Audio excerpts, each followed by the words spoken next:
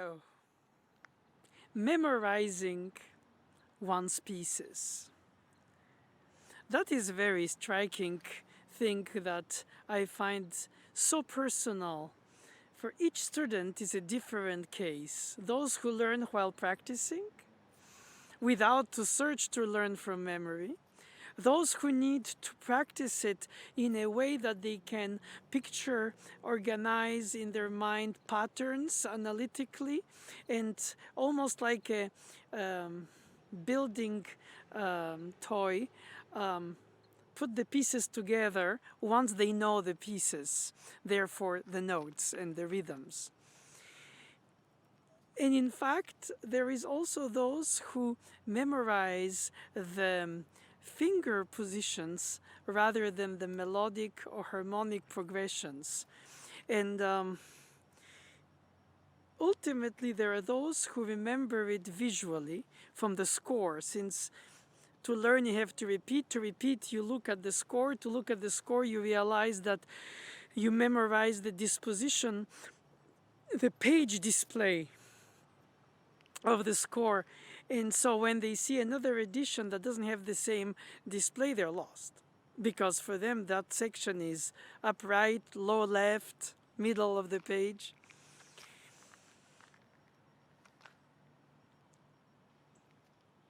In fact,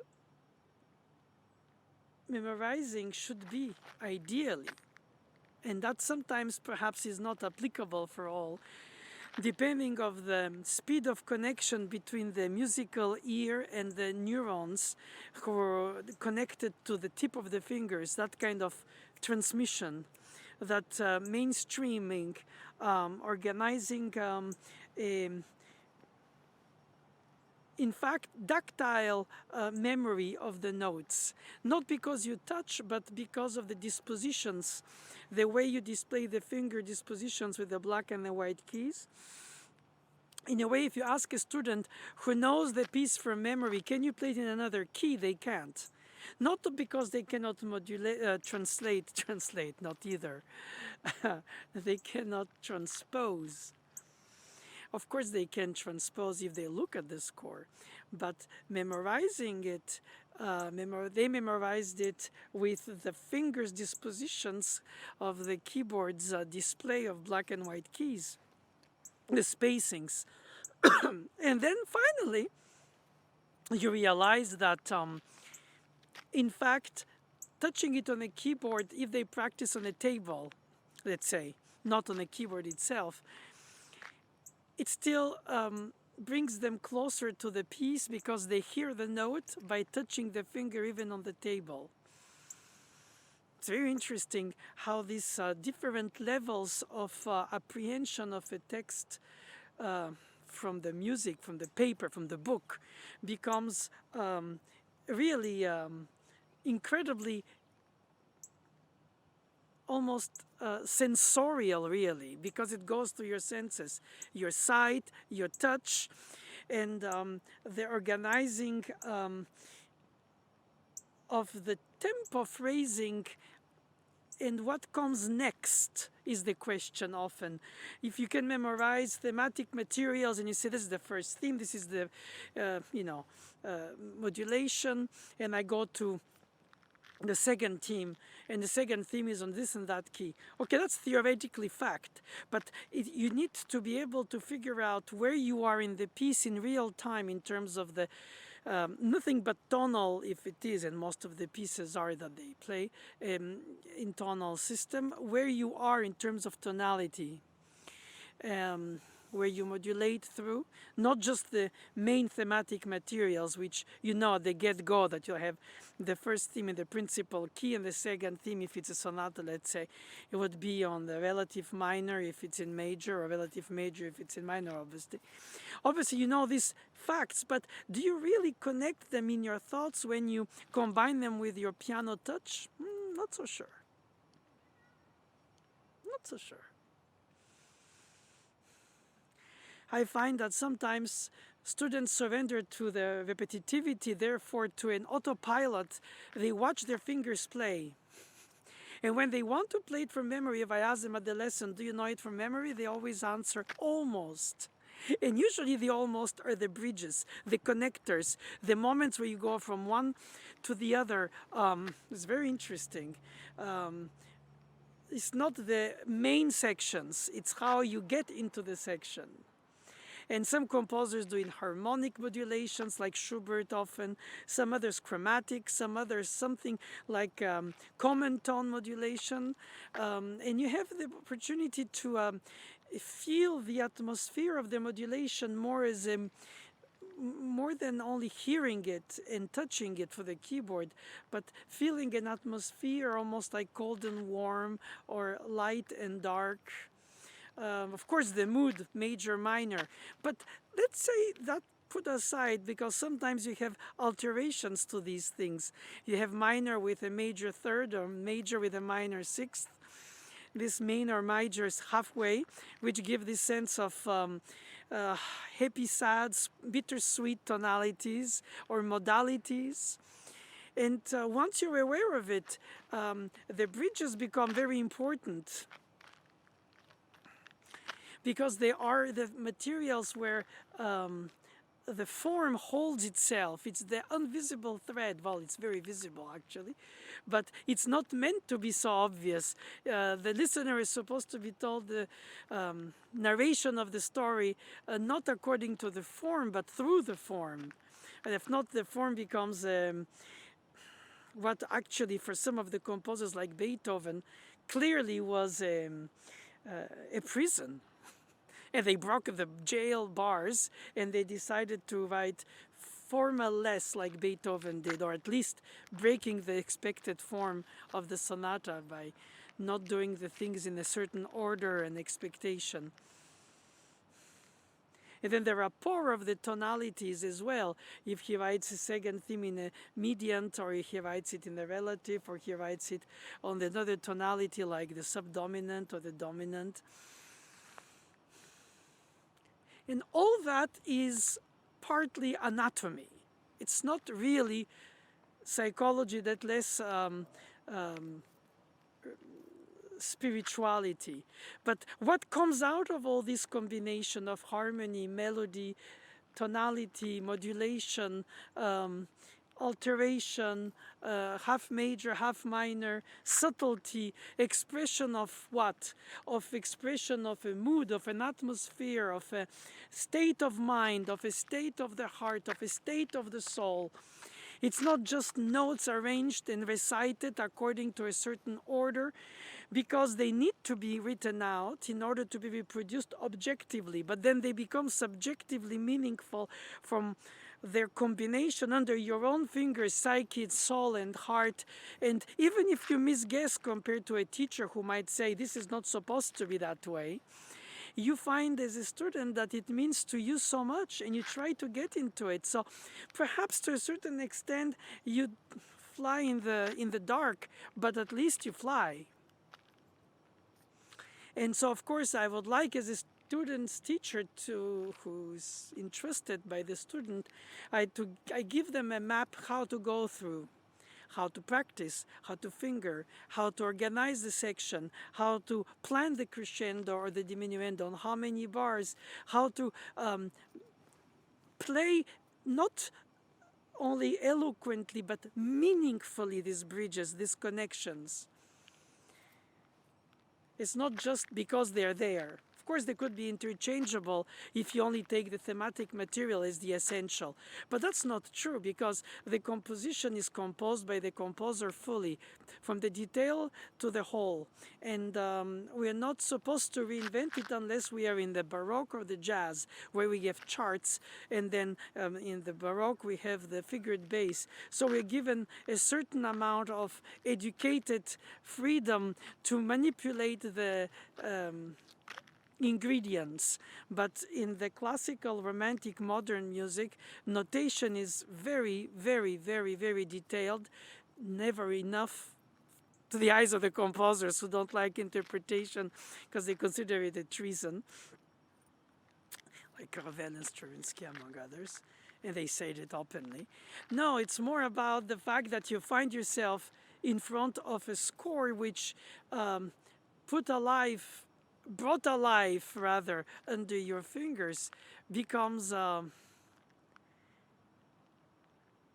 wonder, and you discover the pleasure to be part of this piece, part of this storytelling. You become the storyteller, and you're empowered to do a little more of that ritenuto, a little bit more of that accelerando in this bridge, in that connection that brings therefore the return of the theme or the discovery of the second theme with a different pattern of marvelment and excitement, and you want to share with your audience, say, listen to this most beautiful first theme, like the A major Schubert sonata, do re mi re do si do mi fa sol la si do re fa si mi do. You don't need almost anything except my singing, obviously. You need just to say it musically.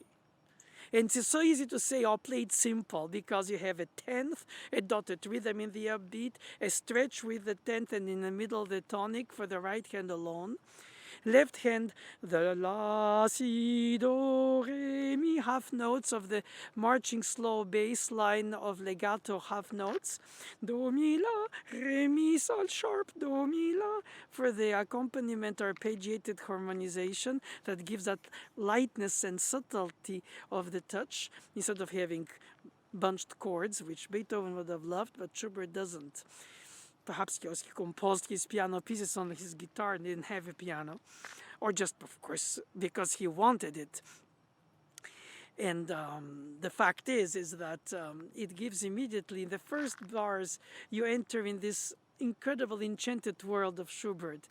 He chose A major, not you, not me. I'm just in between them, the dead composers, and the living young students. But he didn't let us choose the tonality, regardless if it was a specific need to be not in F, la, si, do, si, la, sol, la, do. Because with the tuning and the universal tuning, today it's literally always mostly 440 for the A. A major is A major, and so if you associate it like Scriabin did to a tonality for the colorization, that's the word, the synesthesia, then A major is not G major or F major. It's green, yellow, blue, something, brown or whatever. And for others, A major is luminous, or perhaps I would say myself, sunshining tonality. Perhaps F major, and you think of the Sixth Symphony by Beethoven, which is the pastoral, is something more pastoral. La, si, do, si, la, sol, la, do. It's also the tonality of Schubert's F, but minor fantasy. Do, do, do, fa, do, do, re, si. Well, whichever reason he chose A major is his choice, not ours. So, with his choices of setting, words, details, thematic material, stretching of the display in the right hand to have the tenth do, la, mi, instead of la, do, mi, or do, mi, la. Do, re, mi, re, do, si, do, mi. It sounds like what it is in genre is a leader, a song without the singer. The top hands, the right hand, 3, 4, 5, especially 4 and 5, play mostly the melody. The harmonization is held in chords with the fingers that are the strongest, like the thumb and the second finger. And they are plucked. When the melody is sung on the top, and the left hand has the arpeggios, and the weak finger of the left hand, the pinky, on the bottom, is playing the bass line that is supposed to sustain, but with the decay, all the pianos, depending of the tempo and the acoustic of the instrument, they are not meant to sustain, but they sort of like appear more clearly every 2 beats. La, si, do. The piano doesn't have vibrato, so you cannot obtain la, si, do. So how do you memorize the opening of that Schubert sonata? By the melody? Do, re, re, do, si, do, mi. By the harmonization, tonic, second inversions of the dominant chord, do, first inversion of the tonic chord, dièse, sharp, do. It's always difficult to combine the sharp flat with the do, re, mi, fa, sol notes. But anyway, that's what it is in A major. And then if it was a string quartet, if that was the cello, the melody, the violin 1 and violin 2 for the harmony of the bottom part of the right hand, then the viola is the top part of the left hand above the bass line of these scales in half notes in the cello is do, mi, la, re, mi, sol, do, mi, la. The arpeggiation of the viola, which gives also the flow, because after all, the harmonization is static. If it's by half note, that is the speed of the harmony change. And that also determines in part the tempo, if it's cut time or in 4/4. Do, re, mi, re, do, si, do, mi. If you have a harmony on each eighth note, do, re, mi, chum, chum, chum, re, do, si, do, mi, chum, chum, chum. Do, re, mi, chum, chum, chum, re, do, si, do, mi, chum, chum, chum. And if it's a singer, it's the length of breath and pronunciation, not to cut inside a word between two syllables. So the tempi choices are instrumental or literally physiological, as well as the mood. And the piano doesn't breathe nor need a bow, well, imaginary. You want to play with exhaling sound, but sustain until the phrases end, which doesn't end because it's on the 10th, and it continues do, re, mi, re, do, si, do, fa. And this time the harmonization is 5 of 5, si, do, re, sol, fa, re, mi, sol, la. So yes, you can say, okay, let me imagine the harmonization alone is if I'm the cellist and the violist of the quartet. So I have more the structure of the melodic bass plus the harmonization of the chords, the triads, the dominant seventh or the dominant secondary seventh for another degree. And so I have my tracking of the bass line or the harmonization. But if I take the melody, do, re, mi, re, do, si, do, mi, fa, sol, la, si, do, re, fa, si, mi, do. I really recognize it because that's the beauty of a thematic material. You recognize it because it has patterns. It has three consecutive tones. Do, re, mi, up. Re, do, si, down. Do, half, well, yeah, up, one note. And then the leap down. Oh, me. And that leap of the six all of a sudden becomes so musically, emotionally beautiful, or just tenderly beautiful, or just intimately beautiful, because you had only passing, not passing tones. Well, actually, yes, the re was passing tone, but I meant consecutive tones, step motion. Do, re, mi, re, do, si, do, mi, do, mi. Then you can take it for granted, or you can say, oh my God, this leap of the sixth is a big deal in terms of expression. I love you, or I go now, whatever the words would have been associated. You imagine, imaginary text. You could have done do, re, mi, re, do, si, do, mi. But do, re, mi, re, do, si, do, mi. You go up to the mi to go down to the mi in octave.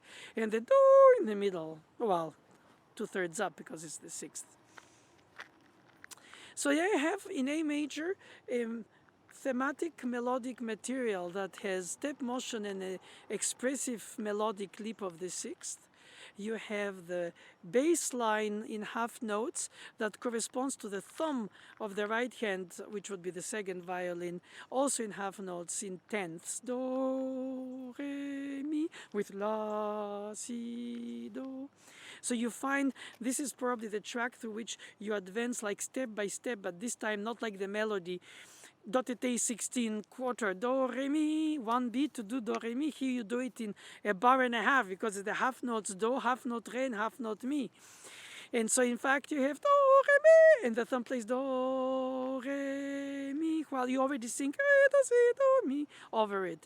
So it gives an illusion, but perhaps not perceived by the audience if you're playing unless you voice it that way specifically, which would be a little bit weird, I must say, because it would attract attention to something that is miscellaneous, that the thematic material is, of course, essential on the top. That's the leader, the song, the melody, the diva, the aria.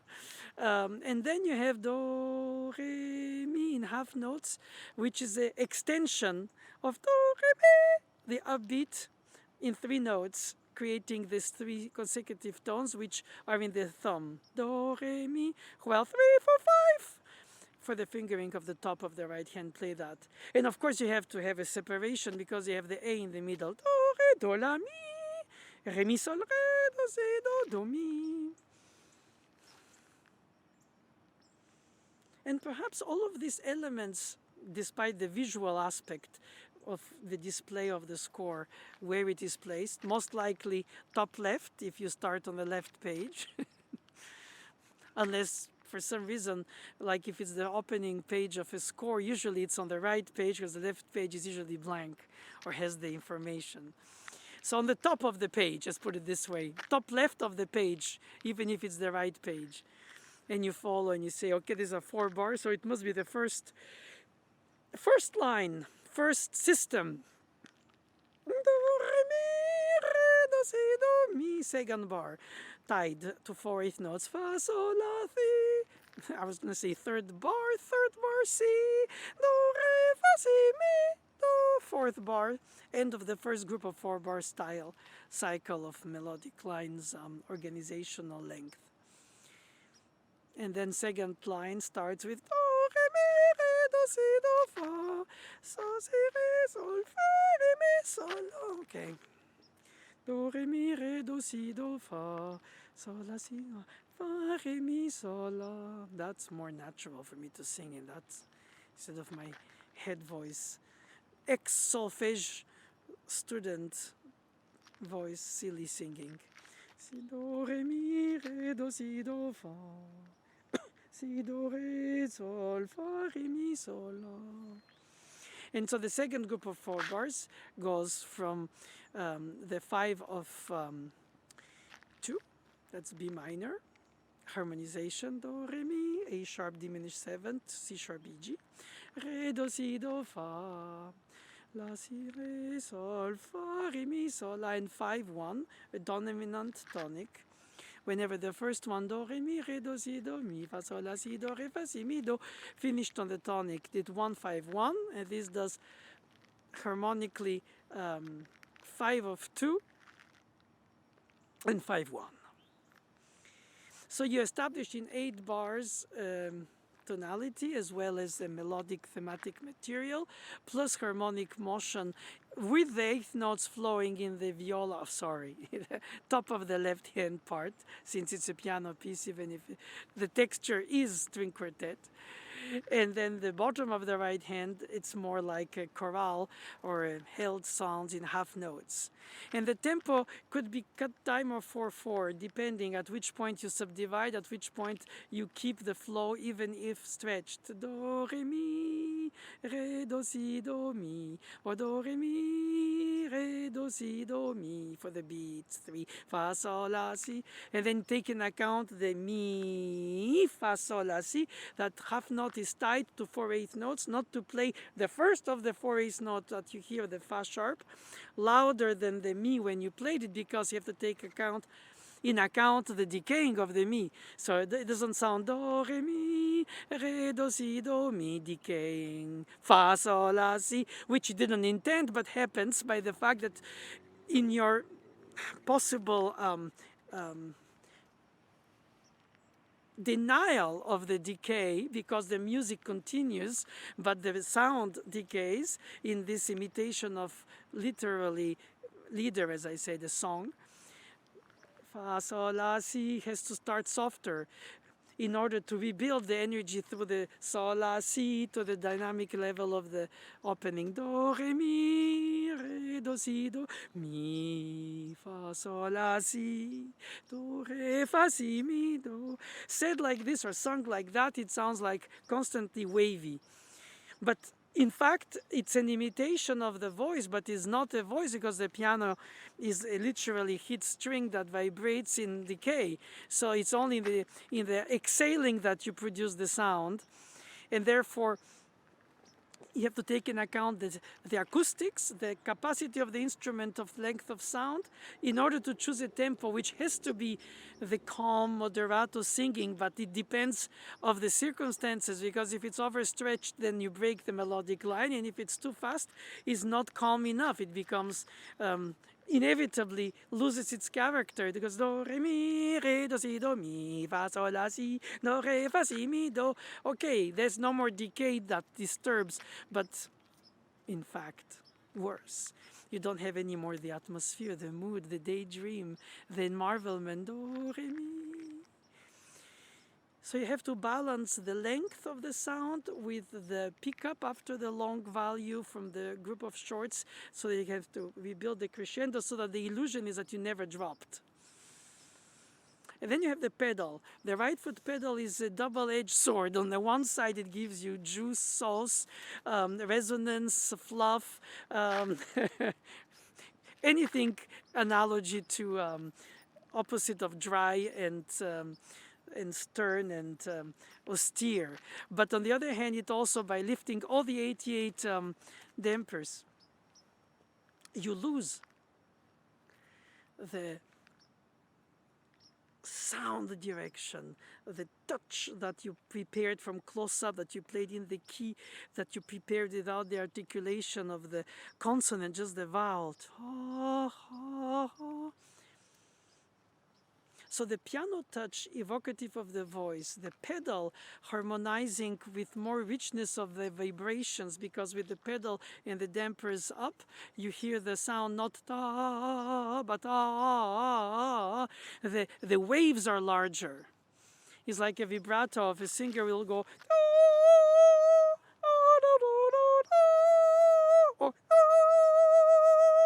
or well,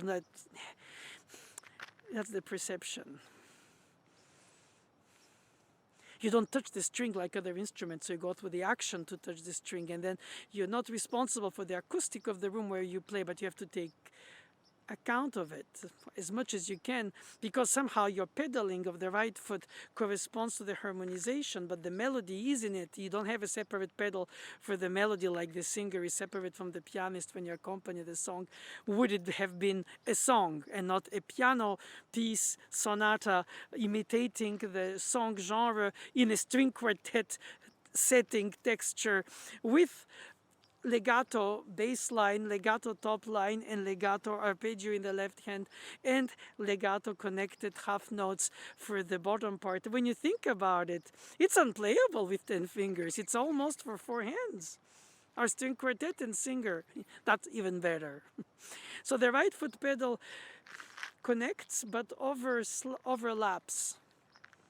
And then, of course, you have to use the left pedal if you want to obtain something more intimate, especially if you have to do intimacy in front of a big concert hall, which is so ridiculous because that's not supposed to be. It's supposed to be intimate by the fact that you speak on a whispered voice, intimate with emotion, and something that you say like a statement that is very meaningful but not declaimed or declared in front of people, which makes it very weird how to obtain intimacy in front of an audience. How to hold that level of, like an actor would do,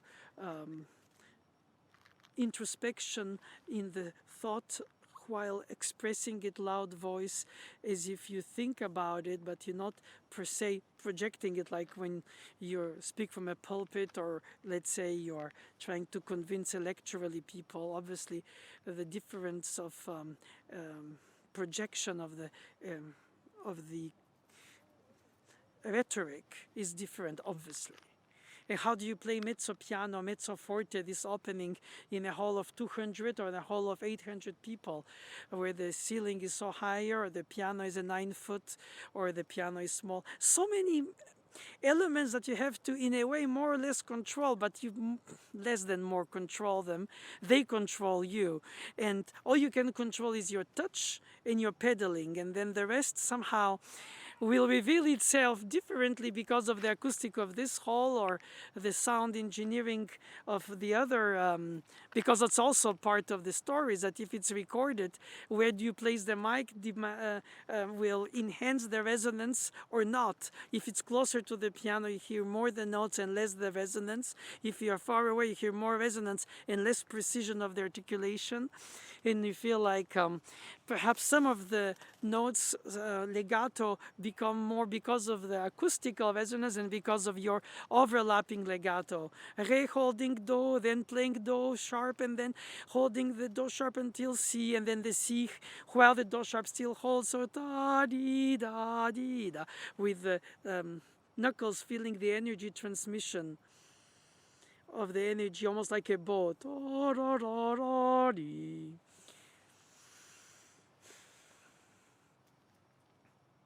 When I was a student, I remember I was thinking if my teacher, and she often did, Mademoiselle Boulanger, of course, for me, um, was the one who would be able to go way more in details for the first 4 bars or so of the piece, as I just did now here, nothing but in words and silly singing examples. But the point is that she would go even more in detail. More. You can always go more in detail. And at which point do you go from the micro to the macro, and the phrasing and the organization of the direction of the line, the articulation and the phrasing, not the same. The quality of the legato and the singing, and the capacity of speaking the syllables by a consonant for the beginning, ta da da da, ta da da. If you do a change of bow, or you do it with restating with a syllable with a consonant, or you just connect onomatopoeia almost, I was going to say, no, that's not the word. A vocalise, where the vowels glide through. Ta-da, such a lovely, or something.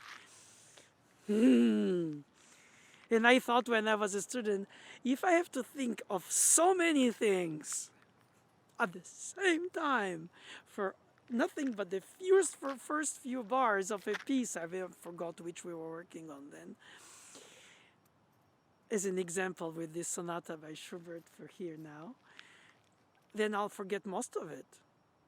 I'll drop it, because I'll try my best to remember all the elements of the different layers that have to be before the memorization, or because during the memorization process, taken in account.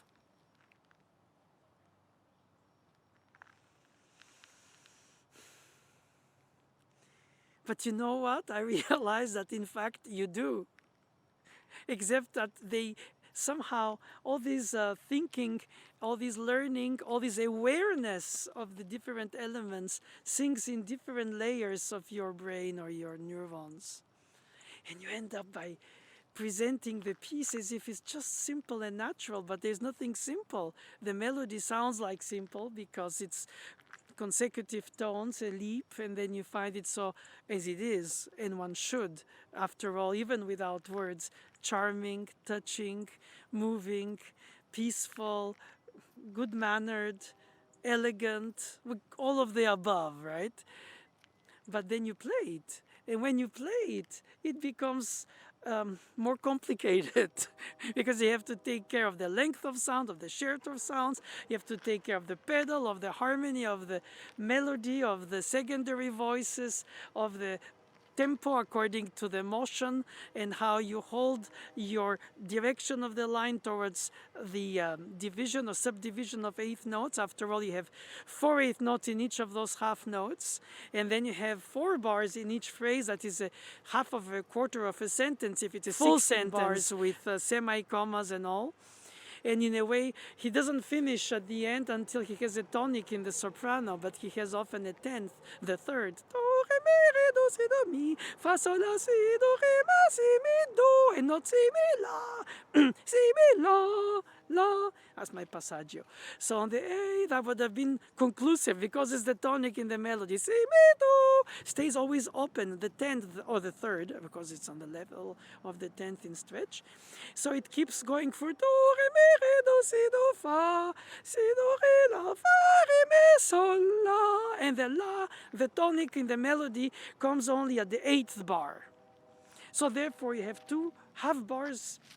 half phrases of 4 bars each in an 8 phrase bar, subdivided in 2 beats or 4 beats each. If it's moderato, if it's allegro, if it's andante, ma non troppo allegretto, ma di più, all these indications, which in fact are partly tempo markings by by allusion morely, mostly because it's atmosphere, it's state of mind, like lively, calm, spirited, mm, walking, um, at ease, walking at ease, andante ad agio, originally in two words. Who knows? Well, we don't, because we don't have a knowledge how they played. We only know how they must have played, between the knowledge of the instruments of the time, the early fortepianos of the Viennese 19th century, early 19th century, 1800s, therefore, obviously. And then the string quartets of Schubert, or the art songs of Schubert, the leaders. And we see that if we know the pieces, then we see how on the piano he imitates the pieces of the genre of the song on the piano through a quartet setting, but as a piano sonata. And that is what you need to do. Listen to or play Schubert songs, listen to his quartets, his symphonies, and then immerse yourself in his musical language and see how the piece that you play combines different elements of it, not all, some from a common, from a common groupment of elements. You'll say, okay, he chose to take half notes, eighth notes, quarter notes, 16th notes, 4/4, 4 bars, andante or moderato or allegro. And so if you're a conductor, you think the pulse, that will I conduct it in 4 or in 2? Do, re, mi, re, do, si, do, mi, do, re, mi, re, do, si, do, mi. But you don't conduct a one person like yourself when you count to play on the piano. You conduct 16 violins playing that melody at the same time. If it were, they have to play do, re, mi together, the dotted 8th, 16. So I have to subdivide if it's slow. If not, it's do, do, do, re, re, re, re, re, mi. Everybody plays somewhere, but not together, because it's too much. So if you subdivide too much, you lose the melodic line, phrase, direction, beauty, simplicity, but also direction, mostly direction.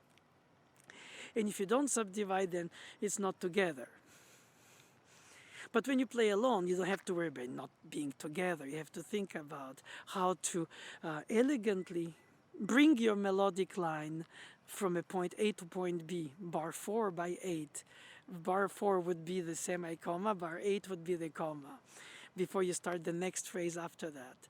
At least it's organized in a very classical way, Haydnesque way of groupments of bars for the phrase. But when you hear it, and the listener, thankfully, doesn't hear the bar lines, the listener hears the storytelling that seems to unveil throughout some kind of a run-on sentence, and your harmonies highlight lights and shadows, and the pedaling and the phrasing and the direction and the charm and the quality of your touch, and the instrument obviously too helps.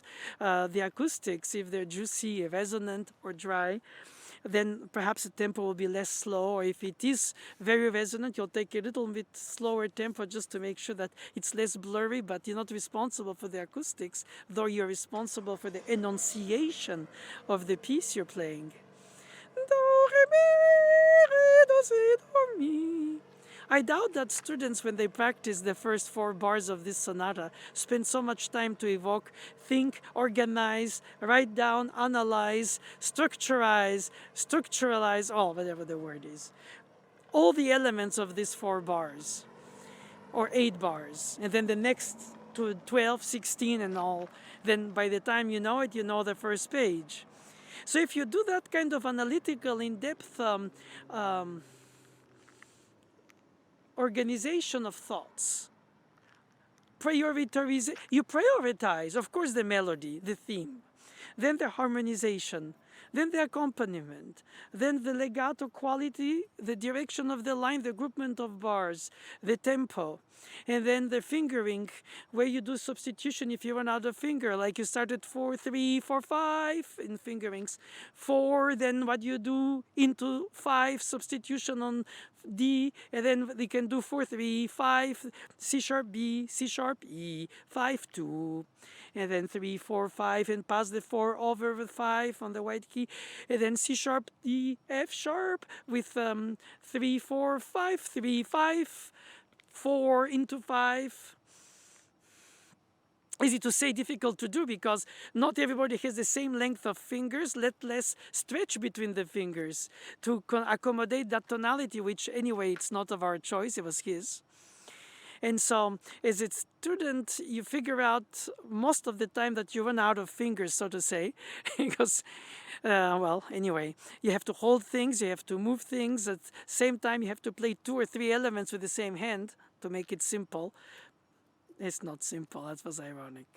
But it has to sound flowing and simple, but it's not simple in the sense of simplicity. It is beautifully, meaningfully, refreshingly, but still subtly, elegantly complicated.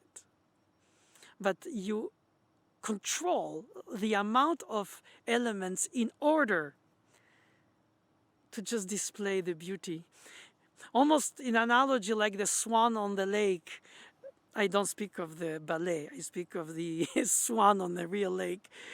And you don't see the legs under, but you see the impression that it gives of gliding, but effortlessness, which is what you hear when you hear the opening of the Schubert sonata. But if you don't have all these elements, each of them is contributive and none of them is exclusive.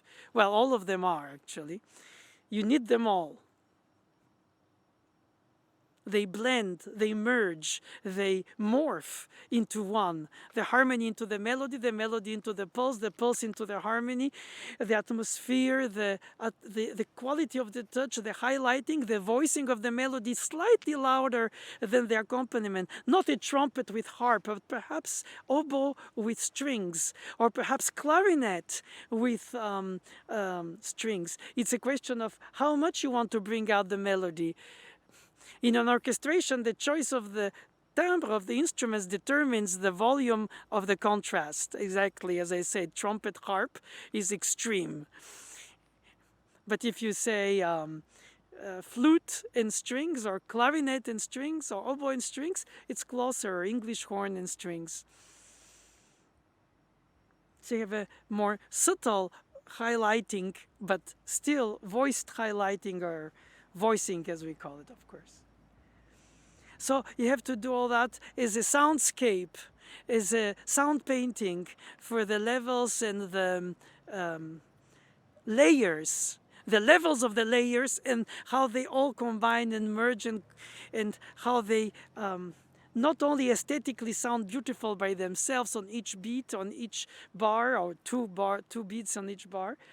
If the harmony moves as it does, 2 harmonies in each bar, that's the rhythmic harmonic rhythm. It's the way all of that combined blends, melts. It's like the different ingredients in your mouth when you eat some special food, and you can, yes, detect here and that ingredient, but mostly it's the general combination in the palate, on your tongue, the saliva combining it all, and you feel like, it tastes good. It's to say way more things, but ends up by good. Enticing, or spicy, or soft, or subtle, or whatever. Or you don't even have to say it, you just feel it or hear it in your head. The words perhaps don't even need to be expressed. After all, the sounds of music are the words themselves. We don't need words to explain the words that they are. Since he chose to write a piece without, in this case, it's not a song, it's really a piano piece, evocative of a song through a quartet, played on the piano.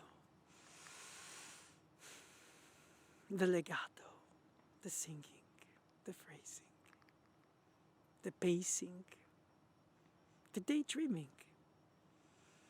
I think by the time you learn these 8 bars in depth like that, you memorize them already without to want to memorize them or have to memorize them, even if a lot of it is connected to the fingertips. because after all, that's what you do to produce the sound. You touch keys, which action, the action itself that hits the hammers on the strings. So said like this, it doesn't sound romantic, lyrical, melodic, or artistic at all. It sounds more like what it is, mechanical and gymnastical. But in fact, it is partly that.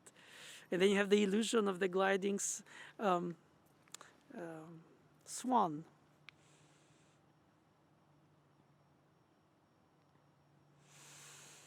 Do, re, mi, re, do, si, do, mi.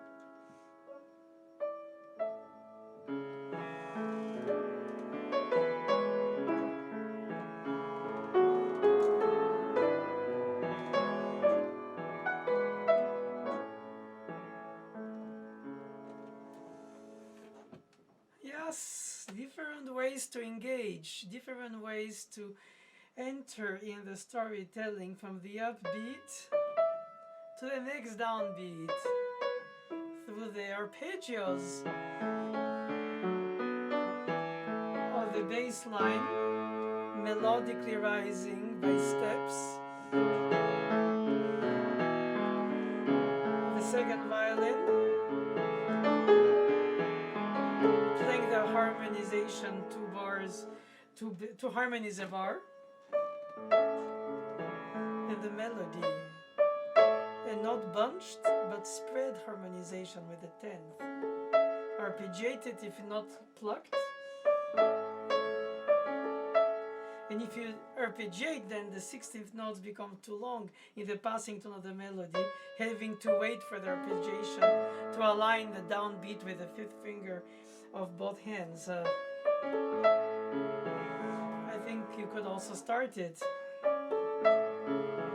almost the arpeggiation of the chord of the downbeat with the passing tone, but then it's a dissonance of the 11th CD.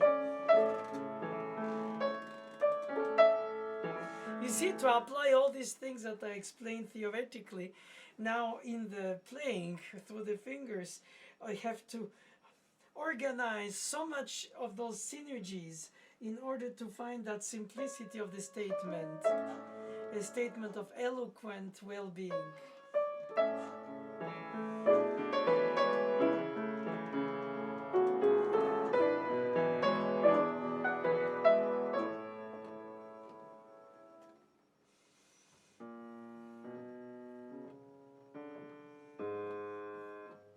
Perhaps you can hear the two outer voices.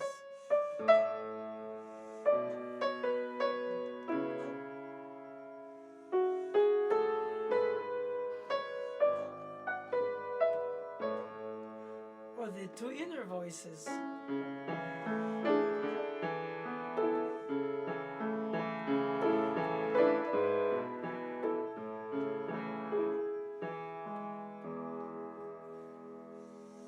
Or perhaps the two top voices.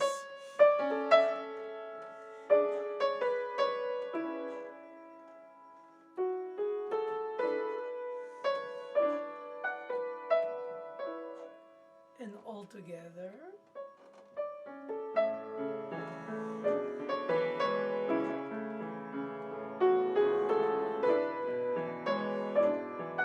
And this is by voicing softly the top and note.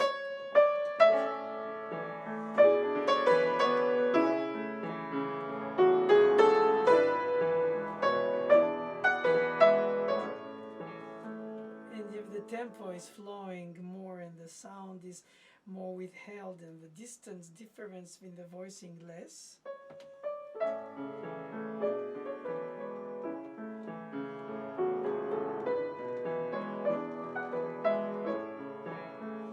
So you privilege the flow. Here you privilege the eloquence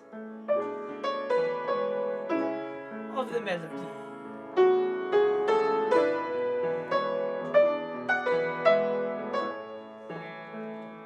Persuasive oratorian, but perhaps too strong of a statement for the atmosphere in which it's stated. If it was in the middle voice,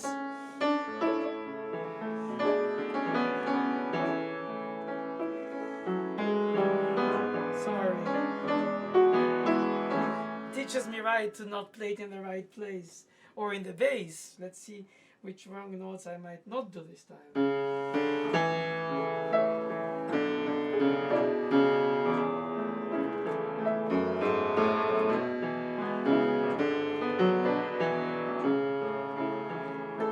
And perhaps both.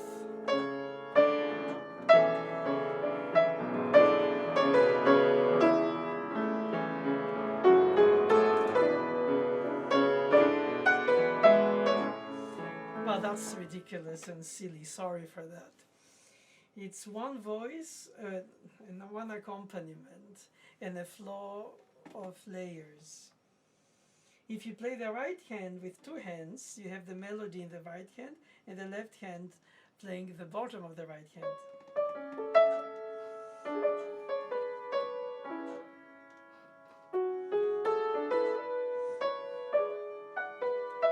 It's sufficient by itself in order to do it well, shape it well, sculpt it well, mean it well, tell it well, sing it well, dream it well, legato it well, half legato, air legato, flow legato in the left hand. In fact, the second note comes out from the first, which is held as a half note. So in fact, the first note is a unison, A, A, B, B, C, C. So it comes, the arpeggio rises out of the bass note. Therefore, it's not accented on the departure of it. Or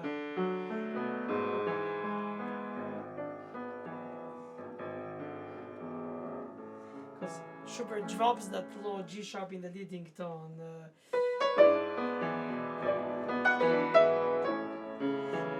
So it gives more depth. Of course, space and depth. The fortepianos of Schubert's time were straight strung, so the different ranges had a different orchestral colorization, timbres like, literally. And on the modern piano, they're homogenized because of the cross strings that vibrate by sympathy. So, in fact, when he writes the low G sharp, sorry. So he first rises the bass line and then drops with arpeggio an octave lower than the first A, C. And that gives more depth, but the melody remains on the same range. He doesn't do the exponential suspension. In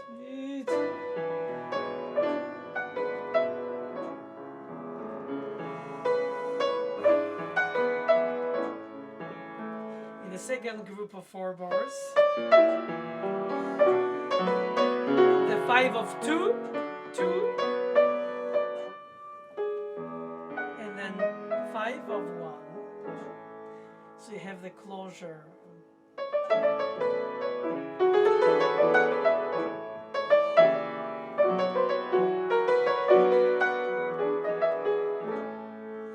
And then he goes.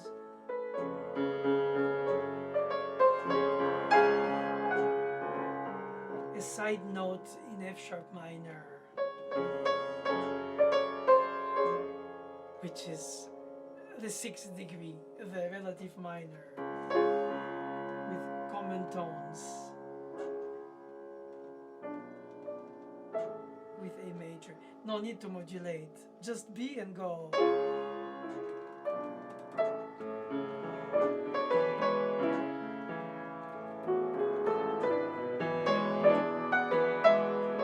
It's deliciously simple, beautifully complex, subtly sophisticated, elegantly flowing.